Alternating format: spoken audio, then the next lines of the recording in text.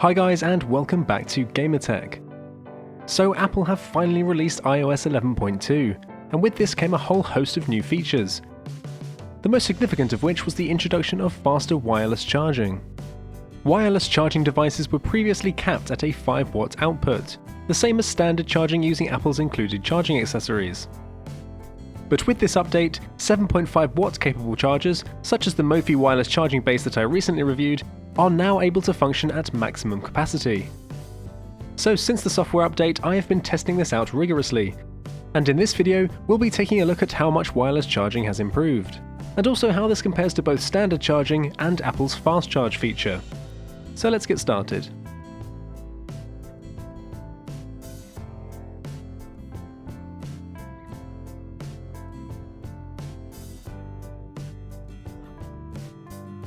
Now for all of these charging tests, I used an iPhone 8. Of course, wireless charging is also compatible with the 8 Plus and 10, but you can still get a good idea about the differences in charging types regardless of the phone that you have. Before charging, I made sure to close all background apps, and also set the phone to airplane mode. For each test, the phone was drained to 0% battery, until the phone powered down. Charging times were then recorded from the moment the phone was plugged in or placed on the charging base, right up until 100% battery was reached. The time taken to wake the device and to charge to 50% was also noted. Now it's important to remember that for any form of charging iPhones, the charging time is not linear, and the first 50% will charge considerably faster than the last. So first up was the new faster wireless charging, and disappointingly there wasn't much of a significant difference in charging speed at all.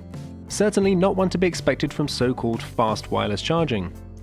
My first test after the update to iOS 11.2 actually gave me some very unusual results, and charging was significantly slower than before. But the kinks managed to work themselves out, and in subsequent charges I was able to achieve pretty consistent results. It was taking an average of 2 minutes and 20 seconds to wake the phone from nothing to displaying the Apple logo, an average of 49 minutes to reach 50% battery, and then a total charging time after an average time of 2 hours and 30 minutes. Now to put this into context, the charging base prior to iOS 11.2 was achieving an average 2 minutes and 59 seconds for the 0 to wake, 61 minutes to 50%, and 2 hours and 34 minutes to 100%. So there is a slight reduction, particularly in the beginning portion of the charging cycle, but certainly no significant decrease in the total charging time. 2.5 hours is a modest charging time from a wireless charging base, but for both Mophie and Apple to heavily advertise faster wireless charging with the release of iOS 11.2, I certainly would have expected to have seen a much more significant difference in charging times here. I've been in contact with both Apple and Mophie to try and establish whether or not there's an issue with the iOS software, perhaps if other users had noted similar issues, or if indeed there was a known issue with fast wireless charging that was being addressed. Both parties were not aware of any issues, and hadn't had reports of slower than expected charging from other users. So for now, we'll just have to wait and hope that more information is released on this in the future. Still, this slight improvement to wireless charging does mean that it's now a very strong competitor to Apple's standard charging hardware. Standard charging using Apple's 5-watt wall charger and the included USB Type-A to Lightning connector achieved an average 0 to wake in 3 minutes and 20 seconds. 51 minutes up to 50%, and a total charging time of 2 hours and 25 minutes. For me, this is definitely close enough that with the added freedom enabled by wireless charging, that this method would be my preferred charging option every time. Or at least that would be the case if it wasn't for Apple's fast charge feature. Using a 29-watt USB-C power adapter and Apple's USB Type-C to Lightning connector, fast charging the iPhone gave an average 0 to wake time of 1 minute and 33 seconds. 0 to 50% in an incredible 27 minutes, exceeding Apple's 30-minute claim, and a total charging time of 1 hour 53 minutes. A vast improvement compared to both standard and wireless charging, and certainly worthy of the description fast charging. If you own an iPhone 8, 8 Plus or 10 and want to fast charge your iPhone, then be sure to remember that these standard charging accessories do not support fast charging, and that you'll need to purchase a power adapter that is a minimum of 29 watts, along with a USB-C to Lightning cable. And there is a bit more flexibility here, since your options are open to third-party vendors too. However, I would recommend sticking with Apple's own cable for this purpose, because it is reliable and Apple currently only guarantees fast charging using this cable. Don't forget that if you don't own a wireless charger or have the means to use fast charging, then you still have an option to reduce your phone's charging time.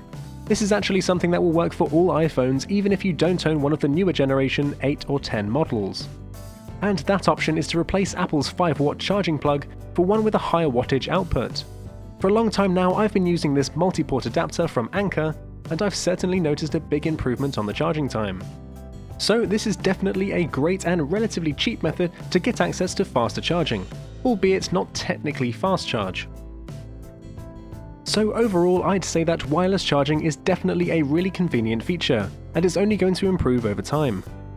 However, I do think that for iPhone, wireless charging is still in its infancy, and we're yet to work through some teething issues, particularly for fast wireless charging. And I'm not really sure that the term fast wireless charging should really be applied to Mophie's charger at this time. Hopefully, if this is related to a software issue, then it might be possible for Apple to address this in a future iOS update. And if this is the case, then of course I will post a video update.